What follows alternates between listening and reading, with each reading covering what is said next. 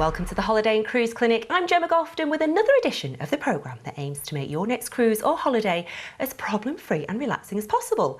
So if you have a holiday, cruise or travel-related question, here's how to get in touch. Okay, you can search for us on Facebook and Twitter. Just put in Holiday and Cruise Channel, you'll find us.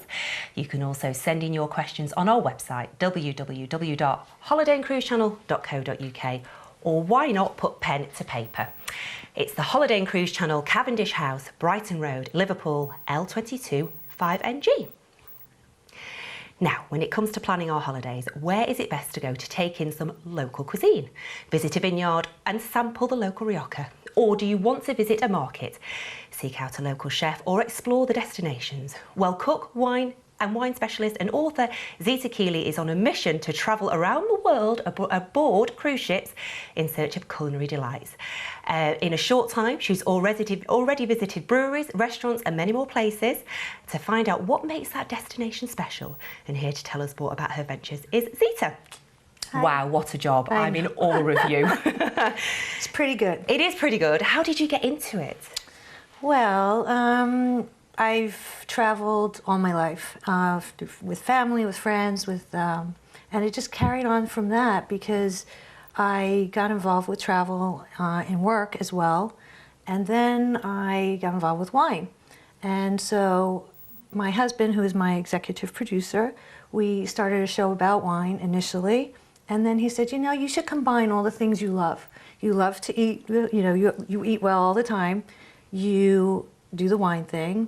And we always wanted to go on a cruise ship, so let's try it. And it became such a passion. I think it's just something that it just grew. It just grew from that, really.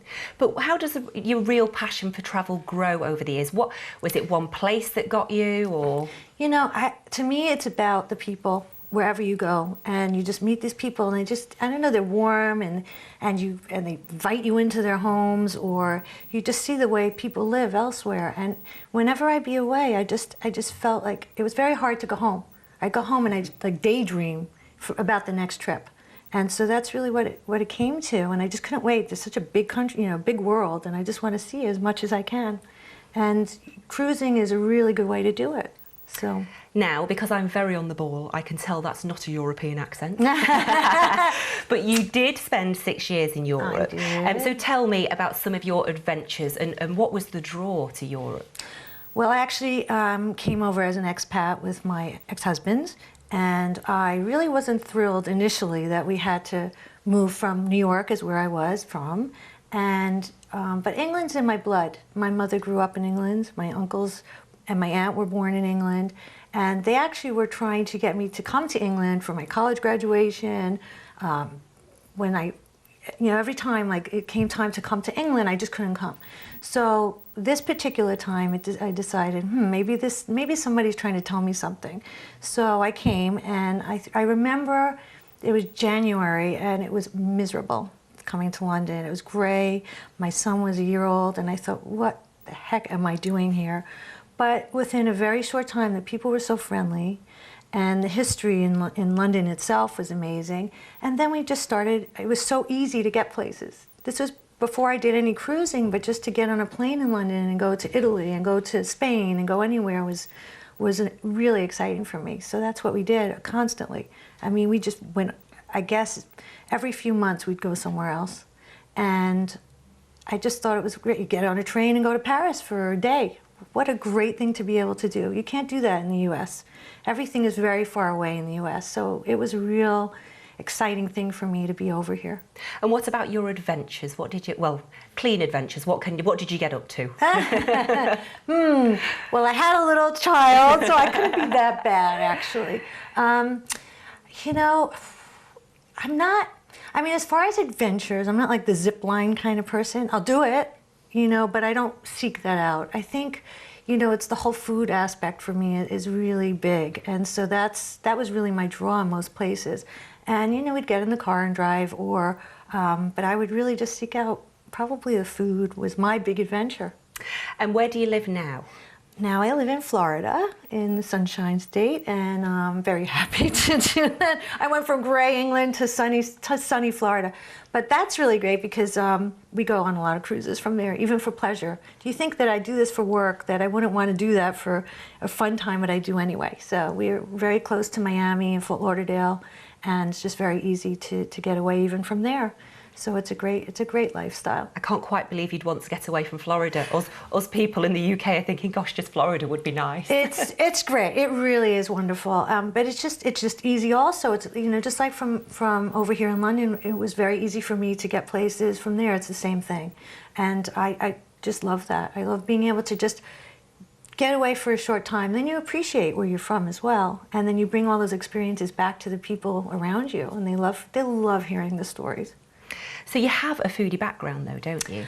I have a foodie background. I mean, I always loved cooking. My mom, growing up, she cooked, and I remember loving her meals, and then she got to this point she stopped cooking, so I kind of picked it up. I didn't have formal training, but I had cookbooks galore, and actually living in England was really the start of all of that. I found the timing that I was living here, all the restaurant scene was changing, and chefs from all over the world were coming, and it was amazing the things you could get and try, and I wanted to try that myself. And so what was it about your mother's food that, because my mother's food wouldn't have made me want to eat food, it's any sort of food, yeah. Was there some specific sort of dish that if you smell it now, it goes, yes? Well, my mom was born in Austria, so she made really good Wiener Schnitzel. And so, yeah, that does it for me. And, she makes the goulash and those kinds of warming kinds of foods.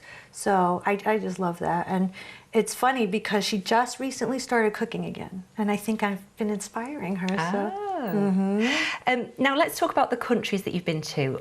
Do you know how many you've been to? I just know that when I left England, my son had been to 22 countries. And that was 15 years ago. So I would say we've probably added at least 4 or 5 to that. So that kind of neighborhood. But there's so many more. There's so many more I want to see. And what would you say to people who want to get out there and travel? Because sometimes it can be a bit daunting, can't it? Because it's easy if you travel a lot, you just know what to pack, you know what to do. Mm-hmm. But if you were trying to entice people just to give something a go. I think that what happens to people is they get afraid. Some people don't want to get on a plane or even a ship. They think, oh my God, it's going to be so claustrophobic. For me, it's just do it. You just have to, if you decide you want to do it, just do it. Don't think about it too much. Packing too, it's like, yes, everyone says to me, you pack a day before you go away. I said, yeah, because over time you realize you don't need this, you don't need that. Everything you're gonna need, you'll find it. And it's just a matter of, I know people get scared, but when they look at me and see what I do, and they say, how did you do that? I said, I just did it. If you decide, if there's a place you really want to go to, you could just make it happen. I nearly fell off my stool when you said you only packed the day before, but we won't. I know it's true. I really do. I really do. I'm out in a hot sweat at the very thought. I know. I'm very unusual that way, but but you obviously get it right. So it's a fine art for you now. Yeah. I'm learning. Tell us about. So you've been to all these countries. Tell us about. Not necessarily your favourite destinations, maybe the most exciting destinations, the place you've had the best time. Well, I learned to dive in the Maldives. So the Maldives has a very special place for me, and I think is magnificent. And the people there, and the water, and the temperature every day, it was just perfect. You couldn't get better. And the food, they had Indonesian food, and I remember having a cooking lesson, which was phenomenal. They made a lobster, tandoori lobster, that I remember to this day. That was so delicious because we watched them. In fact, we didn't even have to get involved with the preparation. We're watching them do all the work, and then we got to eat this amazing meal. So that was really special. And diving, getting my certification, and then doing night dives, it was just a magnificent, magnificent place. So we'll always have a special place for me. And we had a fellow there that took care of my son, and to this day we're in touch. So, it's very, very special. So the Maldives to you, which might sound a bit exotic to some people, so yes, if you were going to suggest somewhere in Europe that somebody should give a go, where would it be? Italy.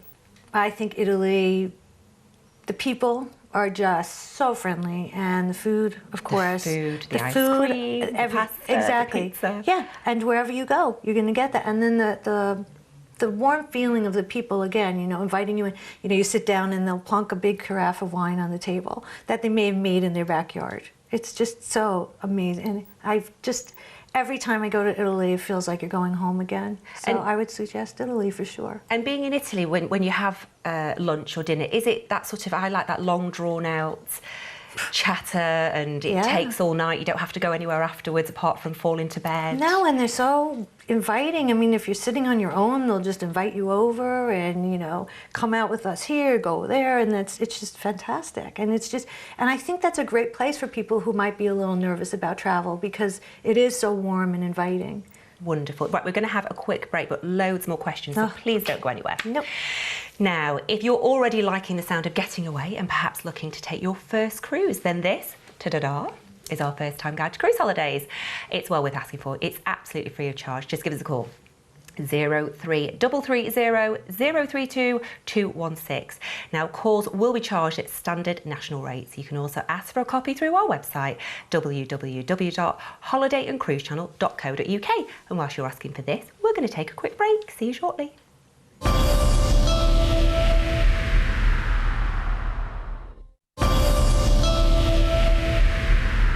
Welcome back to the Holiday and Cruise Clinic, where in today's programme we're discussing cruise holidays, and Zita Keeley is still with me.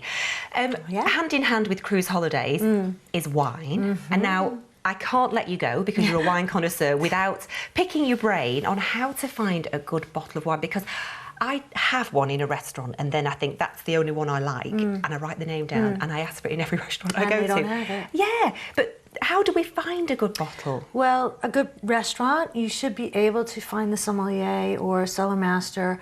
Tell them the type of wine that you like. So if you're a white wine drinker or if you're a red wine drinker, you tell them that to start with. It's a good start, of course.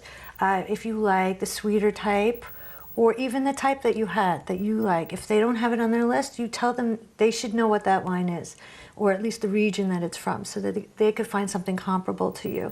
Because we all have different taste buds. So what you might like, he can't tell you, oh, this is going to be a really nice bottle of wine for you with that. Only you can tell you that. But they can guide you based on their lists. And so that's always a good thing. Now, if you're not in a particularly great restaurant, then my guidance is, again, usually, back in the States, wine here, I have to admit, it's so much better, the list. I love that they give you small glasses, medium-sized glasses, large glasses. We don't have that a lot in the States. It's very simple. It's like we have a Cabernet, we have a Merlot, and we have a Malbec, let's say. So which one would you necessarily choose? So you just learn through time of tasting that a Cabernet is going to be a bigger wine, let's say. Malbec is going to be fruitier. So those are the guiding things that you can tell somebody, or go through their list and help you pick it out. Because sometimes it can be a bit intimidating, can't it, asking about wine? Yeah. So it's okay to say to the sommelier, well, I like very dry white wine, but I don't know the name of the wine I like. This is the taste I like. Absolutely. Tell them, if there's a wine you particularly have liked, you just tell them that wine. They should be able to help you guide you that way without a doubt. Fruity, light. If they say, oh, what was it? They'll get into this whole wine speak. And you could just say, I really don't know. I just know that it was very easy to drink and I had it with this. And then that should help them find the right one for you. I like your tips on wine. Thank you very much. Now tell me about your TV series, All the Best. Yes. I like the name, All the Best. Well, that came about because it's a great saying when you say goodbye to people, right? You say all the best. And what we're trying to do with the show is show all the best. So it just seemed to be the appropriate name for it, for sure. So tell us what it is, what you do, where you go. Well, I'd like to go through the world, actually, but we tend to, right now we're working with one cruise line. We would like to be with as many as we can for the future. I really would love to do the river cruising as well. But the whole goal is, the whole idea of cruising, as we know, you get to a place, you're not there very long. But it's actually a great start for a lot of people who don't travel a lot, because it gives you what I call a taste of a place. Because you're only there for a few hours at a time, for the most part. I mean, there's some cruise lines I think that are starting to do overnight itineraries or longer stays, which is really wonderful. But in the shorter time, to me, you find out about the place through the people, through the food, and through the drink. So our show is all about that. I go and I meet, if it's a place with wineries, I will go to a winery and meet them, and they talk about the local wines and the stories that they have through their lives. We find a great chef. Sometimes the chef will have me cook with them. Sometimes they cook for me, depending on where the location is. And it's been very exciting because I've met the most wonderful people in this short amount of time. And each time I leave and they think that we've felt like we've known each other a very long time. Because you learn so much when you're sitting and eating with people. Is that not possibly the best job in the world? It's a very good job. I eat for a living. I eat and drink for a living. Yes, and travel. Oh wow. Yeah. So tell us about your. Oh, I don't know if you can do this. You can give me a few favourite restaurants of the series that really stuck out. Maybe meals that you went, wow. I am very fortunate. Actually, a funny question that people ask me was, what happens if you get something bad? Yes. Because we're filming, and of course there's editing, I know, but to be perfectly honest, I really have not gotten anything that I haven't loved. Really? Whether or not they're doing their best behavior, I have no idea, but I tell you that everything I have loved. The things that stood out were some of the local things. In particular for me, I remember in Santorini, the chef there, I actually helped him cook a little bit, and it was a really simple dish. It was some sausage meat with an egg on it and a little toast and some truffle oil, and it didn't look like it was going to be anything of great substance, but it was absolutely delicious, and there was a little spice in there, and I just remember it standing out for me very much. And the other was in Tallinn, Estonia, that I remember because the chef there, he made me another pork dish that it reminded him of when he was a little boy, and his grandmother used to cook in these pots and put them in this big fire pit or something, and I think it was cooked with so much love that it really came through in that dish, and it just was absolutely delicious for me. I just remember it, and I could go on and on because as you asked me that question, I'm thinking, oh yeah, I remember this dish and that dish. This foie gras in Quebec City. Oh, well, this is the thing about eating, isn't it? Is that it does evoke fantastic memories. Absolutely. So when you're describing it to me, I bet you're picturing the place and where you ate it and the person that you were sat with. Absolutely. And that's the joy. It is. It's their passion comes through, and it makes it so enjoyable. A lot of times people think about wine. People say sometimes if they've been to a winery and the wine was so delicious, and then they buy it and they go home and it didn't taste quite the same. I get that because it is time and place and all those factors that come into it. But it's just lovely to see, for me, the passion of these chefs and it always went back to when they were little children, whether it was their mother or their grandmother or father or whomever. And it's lovely to see that come through in their food. And do you recreate these dishes yourself? Do you think I must make that dish from Santorini again? I haven't done it. I know. Well, I did one. I did one which was also from Greece, which was a lovely breakfast dish that we did with peppers and tomatoes and everything. And I did do that one. But the complicated ones, no, I left that for these wonderful chefs to do for me. So. The experts. Leave it to the experts. Leave it to the experts, yeah. Now, it's not often I say this to somebody. Swimming with pigs. Let's discuss. Most people don't say that to anybody, even I. Yeah, that was an interesting. That was very recent, and that was extremely unusual. It was in the Bahamas, and there is different keys in the Exuma Islands, and there is one called Pig Island, and it just sounded so fascinating.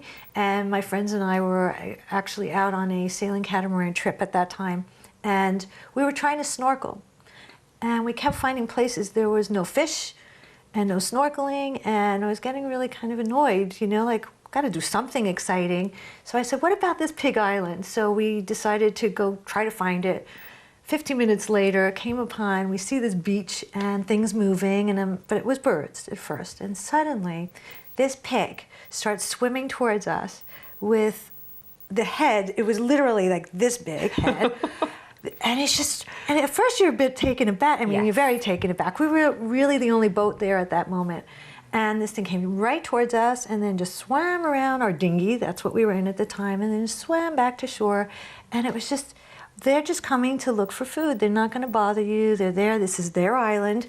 And I guess I found out that some pigs were left there by the Spaniards many, many moons ago, and this became their island. So anybody can go there and swim with the pigs, and they literally swim just like dogs, do the dog paddle. And the day we went, I think we saw about 4 different pigs. I had a GoPro camera with me at that time, so some of that video footage will get up on the television. I mean, just experiences like that you can't match, can you? It was so amazing that when we got back, because not everybody went with us off our boat, and they just couldn't believe it. And we actually got caught in currents on the way back and had to bail out our dinghy, and it was really a very scary experience. The motor kept going. We're in the middle of nowhere at this point, and the captain, once we got back, he said, "At least we saw the pigs." And then you had a large glass of wine. And then, you bet, happy hour happens. Exactly. Now, obviously, you're very partial to a cruise holiday, and for those of people who haven't been on one, what's the appeal? Oh, the appeal for cruising. Wow, I know people ask that a lot.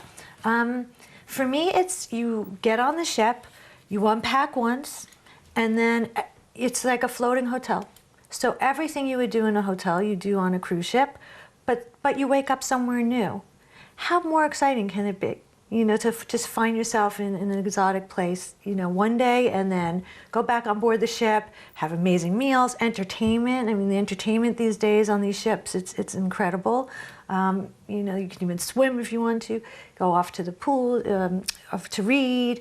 There's just so much to do. The shows are just, you know, high quality. So I just think it's actually an amazing way, and everybody should try it. I know people get nervous about it, but it's just these days it's just phenomenal. And very easy as well. It's very easy, and there's just deals that you know all the deals. It's just, and you can go, and you know the thing is, there's so many different types. You don't have to go off to a world cruise on your first cruise. You go for a short one. You could go for a 2-day cruise somewhere. Some of the cruises don't even go anywhere. They'll just go out and come back, but at least you get the feel of what it's like to be on the ocean. Yeah, it's really nice. Now, we are running out of time, but I can't let you go without asking what's in the pipeline next for you, because I'm in awe of this fabulous job of yours. In the pipeline, we are actually hoping to film in Alaska, and probably the next one, and more of Europe, of course. And I really, really want to get to South America and to the other, you know, Australia and those areas as well. So we're working on that for sure. So. Wonderful. Well, if you fall poorly, I have moon boots for Alaska. That's all I'm saying. I know. That's my only concern is I like warm weather. I'm a Floridian now, but Alaska is beautiful. You'll have a fabulous time. Thank you very much for your time today. Thank you. Thanks for having me. Thank you. Just a quick reminder about this before we dash off. It's our first time guide to cruise holidays. It's absolutely free of charge. Just give us a call, 03330 032 216. Now, calls will be charged at standard national rates. Don't forget, you can also ask for a copy through our website, www.holidayandcruisechannel.co.uk, where you can also get in touch with your questions for future programmes. Okay, that's all we've got time for on today's edition of the Holiday and Cruise Clinic. My huge thanks to Zita Keeley, and thanks to you for watching. See you next time.